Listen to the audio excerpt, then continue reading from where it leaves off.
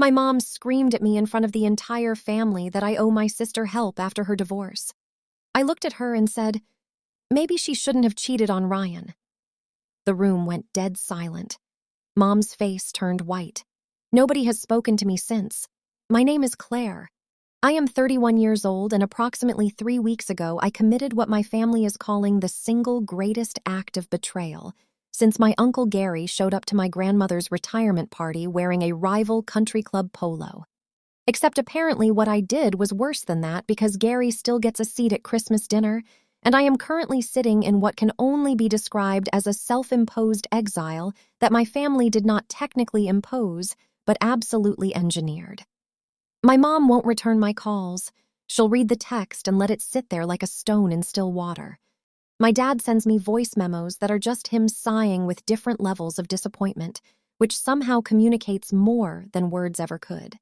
And my sister, the person at the absolute center of all of this, has blocked me on every platform she could locate, including a neighborhood app we both joined 3 years ago to get alerts about coyote sightings. I didn't even know she remembered we were on that one. But I'm getting ahead of myself. Let me back up and tell you the whole thing, because if I lead with the punchline, you'll think I'm the bad guy. And maybe I am. But I think once you hear all of it, you'll understand why I said what I said, even if it cost me everything in that dining room. Here's the setup. I grew up in a comfortable, ordinary suburb outside of Charlotte, North Carolina. My dad, Dennis, spent 25 years working in hospital administration. My mom, Sandra, taught 3rd grade until my sister and I were old enough that she moved to part-time substitute work. My sister's name is Morgan, and she is 4 years older than me. Growing up, Morgan and I had the kind of relationship that exists between siblings who share one bathroom and one television remote, which is to say, we coexisted with occasional warmth and frequent negotiation. But here is the thing I didn't fully understand until I was well into my 20s. Morgan was the one the family orbited around, not in a cruel or calculated way. It was softer than that. It was the kind of favoritism that hides inside love so completely that you almost can't blame anyone for it. Morgan's school plays were never missed. Morgan's volleyball tournaments were circled on the calendar in red marker. Morgan's college application essays were reviewed at the kitchen table with my mom beside her. When my own school performances happened, my parents came when they could. When I applied to college, I was handed a stack of brochures and told to see what scholarships were available. I figured it out. I always figured it out. I went to a state school on a combination of merit aid and a part-time job at a coffee shop that had a steam wand that burned me approximately twice a week. I graduated with a communications degree and worked my way into a decent marketing coordinator role that eventually became a marketing manager role.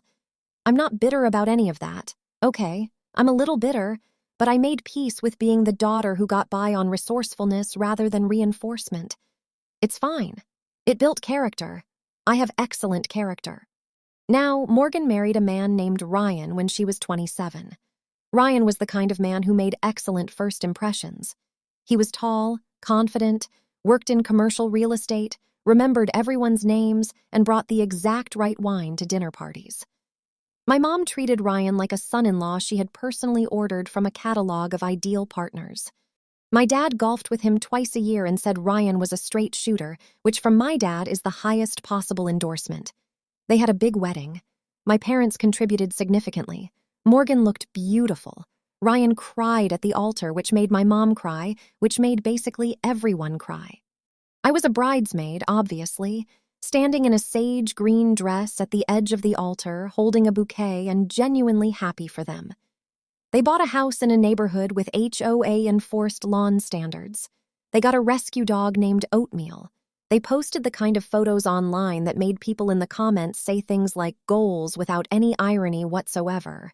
For about 6 years, everything looked exactly the way it was supposed to look. Ryan and Morgan came to every holiday. They hosted a neighborhood 4th of July party that became a tradition. My mom talked about their marriage the way some people talk about fine architecture, something solid, something that would last.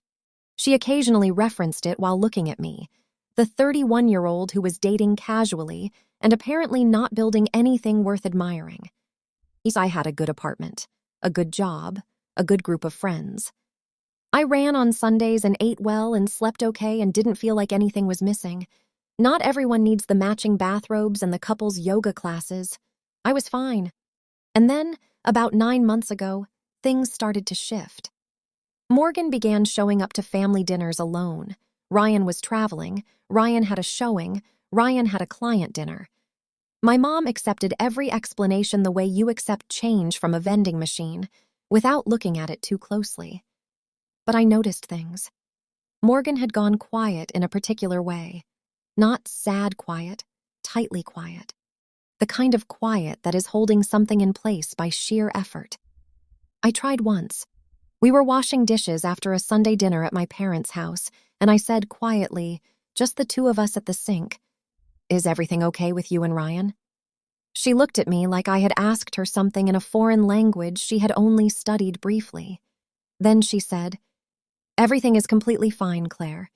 Please drop it." So I dropped it. About 6 weeks later, Morgan came to my parents' house on a Saturday morning with a duffel bag and mascara on her cheeks that wasn't where mascara was supposed to be. She sat at the kitchen table and told my parents that she and Ryan were separating. The room became a kind of emergency. My mom went into full mobilization. Tea, tissues, calls to her sister, a blanket retrieved from the hall closet as if warmth would fix the specific kind of cold that Morgan was feeling. My dad sat very still in the way he does when he doesn't know what to do with something emotional, which is to say he sat very still for a long time. I texted Morgan that same evening. I told her I was sorry and that I was there for whatever she needed. She sent back a single heart emoji, which I chose to interpret as meaningful. The story that circulated through the family went like this. Ryan had changed. He had become emotionally unavailable. He had stopped being a real partner. He had retreated into his work and his phone and left Morgan to run the emotional life of the marriage entirely alone. She had tried. She had suggested therapy. He had declined or deflected. She had ultimately had to choose her own peace. It was a clean and convincing narrative. My mom adopted it fully and immediately. She began referring to Ryan as that man with an italicization in her voice that made him sound like a character from a cautionary tale. My dad accepted the version he was given. Even I accepted it. I had no reason not to. Morgan was my sister, and she was hurting, and the version she told made sense. For 3 months, the family operated inside that story. Morgan moved back into my parents' house. My mom converted the guest room into what she called a reset space. New bedding, a small diffuser, a stack of books about self-discovery and moving forward. My dad quietly absorbed Morgan's car payment and her phone bill while she got back on her feet. Nobody asked me if I needed anything, but that was so standard by then it barely registered. During this time, my mom started gently pressing me. Not directly at first, just suggestions. It would be so nice if you called Morgan more. She could really use a lunch date, just the two of you. Have you thought about taking her somewhere fun to get her out of the house? I did those things. I called twice a week. I took Morgan to brunch. I helped her box up some belongings from the house she'd shared with Ryan. I was showing up. Then the asks got larger.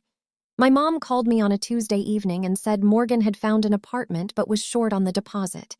She floated a number, $2,500, and framed it as something I should be able to help with, given my circumstances. I said I'd think about it. In my family, I'd think about it is understood to mean yes with a delay.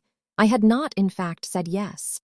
Before I had processed any of it, the truth found me at a wine bar on a Friday evening. I was there with my friend Dana, who knows approximately everyone in Charlotte the way some people know song lyrics, automatically and with confidence. We were on our second glass when a woman sat down at the small table next to ours, recognized Dana, and joined us briefly. Her name was Priya. She'd gone to graduate school with Ryan. She was warm and funny, and about 4 minutes into conversation, something shifted in her face when she placed who I was. She asked, carefully, if Morgan and I were close. I said we were sisters. She paused. Then she said something that rearranged the furniture in my entire understanding of the past 9 months. Priya told me Ryan hadn't checked out of the marriage. Ryan had discovered that Morgan had been having an affair. Not a brief, terrible mistake. A sustained affair, 4 months long, with someone she'd met through a work event, a man named Garrett. Priya said Ryan had been blindsided, devastated, had begged Morgan to go to counseling, and had been told by Morgan that if he couldn't move past it, that was something he needed to figure out on his own. Ryan had moved out because remaining in that house had become unbearable. He had kept the truth quiet because he did not want to be the person who dismantled Morgan's reputation with her family. I sat very still with my wine glass in my hand. Dana was looking at me with her eyebrows doing something complicated. I thanked Priya. I don't remember exactly what I said. I drove home and sat on my couch in the dark for a while, not watching anything, not doing anything, just sitting with the weight of what I now knew. For 2 weeks I held it. I carried it to work and back. I carried it through my mom's phone calls about Morgan's apartment search and Morgan's therapy progress. Every time someone mentioned how brave Morgan was being, I felt the thing I knew pressing against the inside of my chest like something that needed to be released. I told myself I was waiting for the right moment, the private conversation, the one-on-one where I could ask Morgan directly. But what I was really doing was dreading what would happen when the story broke open. Because I knew, with the kind of certainty that lives in your gut before your brain catches up, that the person who broke it would not be received as honest. They would be received as cruel. Then my mom called on a Wednesday evening and said something that changed the calculation. She told me Morgan had found an apartment she loved, that her legal fees from the separation were mounting, that the family needed to rally. And then she said, in the voice she uses for things she has already decided, "Claire, I think you should give Morgan $10,000. Not lend, give." I remember noting the words specifically.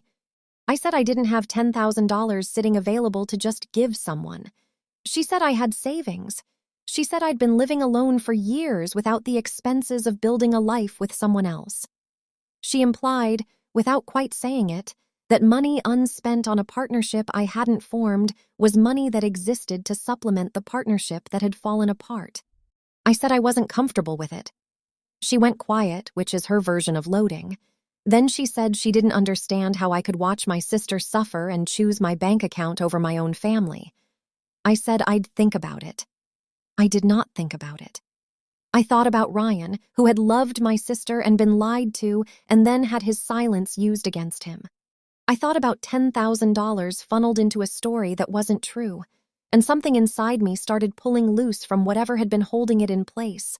Over the following 10 days, the coordinated effort intensified. My aunt called. A cousin I see at holidays sent a text. My dad delivered a short, halting speech about how he raised me to show up for family. My mom sent a long message about what it means to be the kind of person others can rely on. Every message felt like a hand on my back, pushing me toward writing a check to fund a lie. And then came the Sunday dinner. My mom had made pot roast. This is significant because pot roast is not a casual meal in our house. It is an occasion. It is what gets made when my mom wants to create an atmosphere of warmth and obligation in equal measure. In attendance, my parents, Morgan, my Aunt Pam, my Uncle Craig, and me. The first hour was fine. We talked about nothing consequential. My uncle told a story about a parking lot misunderstanding that went on several minutes longer than it needed to. My mom kept narrating Morgan's progress, Morgan's new throw pillows, Morgan's exciting gym membership, Morgan's brave new chapter. Morgan sat quietly and let herself be narrated. I had no intention of saying anything. I want to be clear about that. I came with the specific goal of eating dinner and leaving without incident. Then my mom turned to me. I can still see the expression on her face, soft eyes, tight jaw, the particular combination that means a speech is coming. She said, "Claire, I've been thinking. I feel like it's really time for you to step up in a meaningful way for your sister. She is going through the hardest thing she's ever experienced, and she needs her family around her. She needs you." I set my fork down. I said I had been helping. I listed the things, the calls, the brunch, the moving boxes. I asked what more she was looking for. She said, "You know what I'm talking about. She needs real support, financial support, not a brunch." her sister showing up the way a sister should. Morgan didn't look up from her plate. She did not say stop. She did not say, I don't need this. She sat there and let it happen. My dad said, Your mother's right. Family takes care of family. My aunt nodded. My cousin was very still in the way people get when they are pretending to be invisible. I could feel everything I'd been holding for weeks rising into my throat. The pressure of knowing and not saying, the exhaustion of watching a false story get used to extract money from me, from my parents, from everyone in that room. I felt the rope that had been fraying give way all at once. My mom said, I just don't understand how you can sit there hoarding your savings while your sister is suffering. That word, hoarding. I looked at her. I kept my voice level, and I said, Mom, maybe Morgan shouldn't have cheated on Ryan. The room didn't just go quiet. It went airless, the kind of silence that has texture to it. My mom's face did something I had never seen it do before. It went completely white, not flushed, not angry, just drained, like the sentence had pulled the blood from her in one motion. Morgan's head came up. She was staring at me with an expression I can only describe as the look of someone watching a controlled demolition they did not authorize. My dad had his fork suspended between the plate and his mouth, and he had simply stopped moving. Morgan said, her voice unsteady. What did you just say? I said. I know about Garrett, Morgan. I know Ryan didn't check out. I know he found out about the affair and asked you to go to counseling, and you said that was his problem to solve. I know he left because he couldn't stay. I know you asked him to keep it quiet, and he did, because he still cared about you. And then you built a story on top of his silence and let everyone in this room believe he was the villain. Morgan looked at my mom the way a person looks at a referee when they've been fouled. My mom found her voice. She stood up. She pointed at me. Actually pointed. And her voice went up in a way that felt like it filled the whole room, pressed into every corner. She said, How dare you say something like that in this house? You owe your sister an apology. You owe her your support, and instead you come to my table and say something like that to hurt her. I said, It's not to hurt her. It's true. She said, I don't care if it's true. Those 5 words sat in the air between us like something physical. I stood up. I didn't raise my voice. I picked up my bag from the back of the chair and I said, I'm not apologizing for saying something accurate, and I'm not writing a check to keep a story alive that isn't real. And I walked out. I sat in my car in the driveway for longer than I expected to. My hands were shaking slightly. My chest felt strangely still. I drove home, poured a glass of water, and sat at my kitchen table in the quiet. Within 2 hours, my phone had filled with messages. My mom texted that she didn't recognize me. My dad sent a voice memo that was mostly silence with one long exhale at the end. Morgan sent a long message that I read once and will not summarize because it doesn't serve anyone. My cousin sent, That was a lot to witness, which was the most useful thing anyone said. The silence that followed settled like weather. A week of it. Going to work. Going home. Running in the mornings because that was the 1 hour of the day that required nothing from me but forward motion. Dana texted me. You did the right thing. But right things feel awful sometimes. She wasn't wrong. About 10 days after the dinner, something started moving. Priya, the woman from the wine bar, had apparently told a mutual friend. That friend knew someone in Morgan's circle. And separately, someone had seen Morgan with Garrett, publicly, holding hands at a farmer's market, at a restaurant, at a weekend event. She'd been dating him openly since the separation, which was not in itself the issue. The issue was the timeline. The issue was that the man she was openly dating was the man whose existence had upended her marriage, and the people who knew her well enough were beginning to do the math. My Aunt Pam called my mom. She asked directly whether what I had said at dinner had any truth to it. My mom, according to my cousin, deflected and got upset.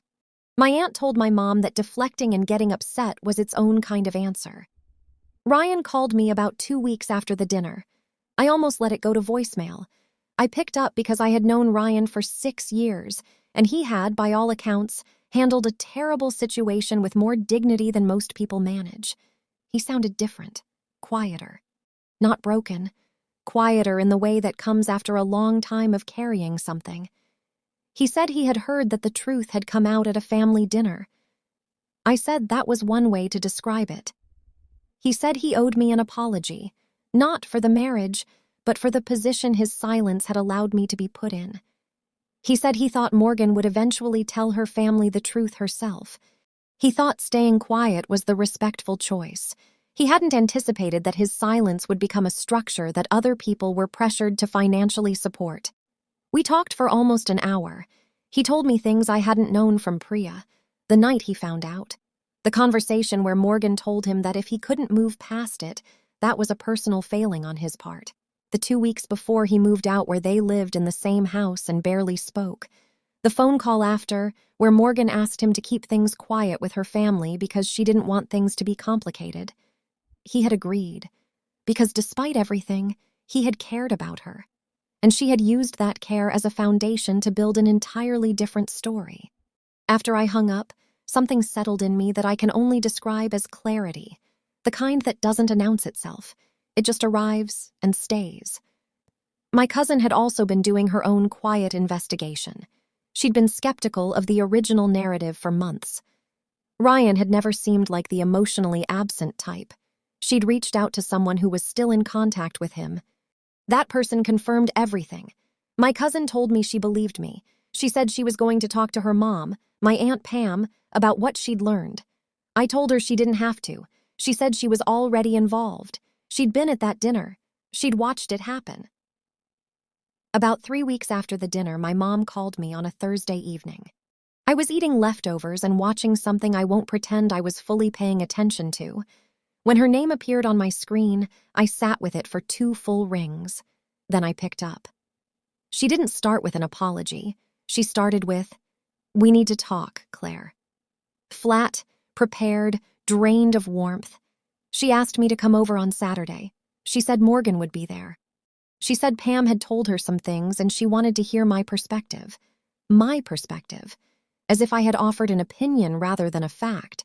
But I said yes, because saying no would become evidence of something. Saturday. Their living room. My dad in his chair, my mom on the couch, Morgan in the corner chair with her arms crossed and her face arranged carefully. I sat closest to the door. Not by accident.